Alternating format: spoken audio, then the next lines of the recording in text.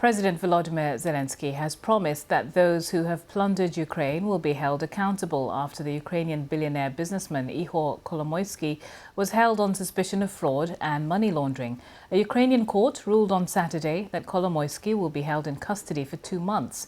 The businessman is alleged to have transferred $14 million abroad using banks he controlled. His lawyers say he will appeal against the court order. Mr. Zelensky made reference to the case in his regular evening address, although he did not name Mr. Kolomoisky outright, and it's understood that the tycoon was once a powerful backer of the president. Achieving democracy will no doubt be difficult. Freedom is one of the greatest values in Europe, but without a doubt, we will no longer tolerate what have been decades of business as usual for those who have plundered Ukraine and put themselves above our laws. And I thank the law enforcement officers for their determination to bring cases that have stalled for decades to a just conclusion. The law must work. It is so. It must be so. Glory to Ukraine.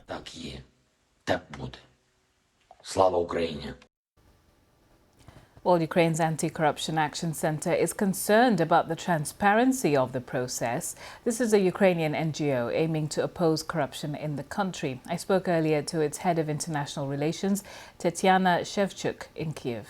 First of all, I believe that it aims to achieve publicity because Kolomoisky is the big name. It's known in Ukraine and abroad. And for President Zelensky, it's very important to show that the anti-corruption drive is there.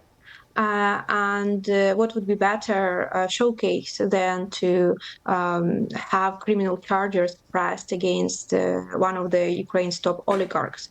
However, we are suspicious whether this concrete criminal investigation will be successful, because in the year-long career of Mr. Kolomoisky, there were a lot of different allegations.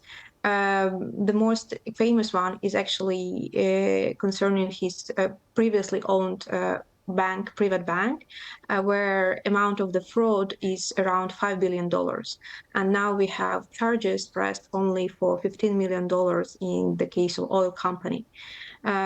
So we are watching very carefully whether we will have more allegations and more good criminal investigations against Kolomoisky, or whether it's just a PR stunt to prove that the corruption fight is going on.